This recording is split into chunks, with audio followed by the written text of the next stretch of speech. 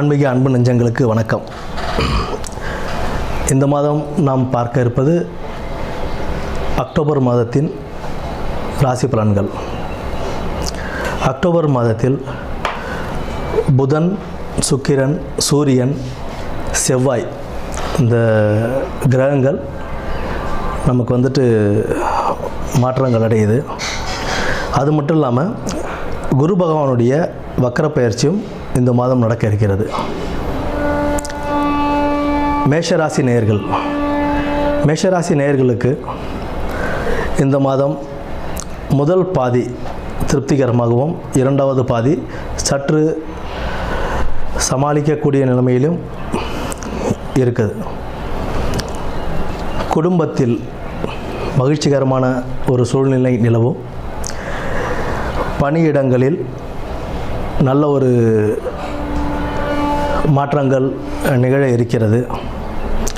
சக ஊழியர்களின் ஒத்துழைப்பு நல்ல முறையில் கிடைக்க வாய்ப்புண்டு. சற்றே உங்களுக்கு பேச்சில் நிதானம் அவசியமாக தேவைப்படும். அது மட்டும் இல்லாமல் மாதத்தின் முதற் பாதி உங்களுக்கு நல்ல ஒரு பலன்களையும், இரண்டாம் பாதி உங்களுக்கு சற்றே சவாலான பலன்களையும் தரக்கூடியதாக இருக்கும். புதிய முயற்சிகள் ஏதாவது செய்யணும் அப்படின்னு நினச்சிங்கன்னா அந்த மாதத்தின் முதற் பாதியிலேயே நீங்கள் புதிய முயற்சிகள் செய்வது சற்று சிறப்பு தரும். புதிய முயற்சிகள் அப்படின்னா, இப்போ நீங்கள் ஒரு கடை வச்சுருக்கீங்க அப்படின்னா அந்த கடையை விரிவாக்கம் பண்ணுறது நீங்கள் செய்யலாம். ஏதாவது ஒரு தொழில் பண்ணுறீங்க அப்படின்னா அந்த தொழில் சம்மந்தப்பட்ட அந்த தொழில் கூடவே சேர்த்து ஏதாவது ஒரு விரிவாக்கம் நீங்கள் செய்யலாம். அதில் ஒரு நல்ல வளர்ச்சியை கொடுக்க உள்ள நேரமாகவே இந்த அக்டோபர் மாதம் உங்களுக்கு அமையும். அதே நேரத்தில் புதிய வியாபாரம், இப்போ நான் ஒரு பிஸ்னஸ் பண்ணிகிட்ருக்கேன், அந்த பிஸ்னஸை தாண்டி அந்த பிஸ்னஸுக்கு சம்மந்தமில்லாத ஒரு புது வியாபாரம் நான் தொடங்குறேன்ப்பா, விரிவடைவது இல்லாமல் புதுசாக நான் தொடங்குறேன் அப்படின்னா அந்த மாதிரி ஒரு தொடக்கங்களில் நம்ம கொஞ்சம் சற்றே தள்ளி வைக்கிறது நல்லது. இப்போ அதுக்குண்டான காலகட்டங்கள் இல்லை. உடல் உபாதைகள் கொஞ்சம் சந்திக்க நேரிடும். உடல் உபாதைகள் சந்திக்கும்போது அதற்குண்டான உணவு முறைகள்லாம் நீங்கள் மாற்றிக்கிறது நல்லது. ஹோட்டலில் சாப்பிட்றது இதெல்லாம் நீங்கள் கொஞ்சம் தவிர்த்துக்கிறது நல்லது. ஏன்னா செவ்வாய் பகவான் மேஷராசி அப்படின்னும்போது செவ்வாய் பகவானோட ராசி சூரியன் உச்சம் அடையக்கூடிய ஒரு ராசியாகவும் இருக்குது. அதனால் உஷ்ண சம்பந்தப்பட்ட எந்த ஒரு சாப்பாட்டையும் நீங்கள் நேரம் தவறி சாப்பிட்றது இந்த மாதிரி செய்யும்போது அது உங்கள் உடல் உபாதைகளை இன்னும் அதிகமாகவே பாதிக்கும். இது எல்லாத்தையும் கொஞ்சம் தவிர்த்துக்கிறது உங்களுக்கு நல்லது.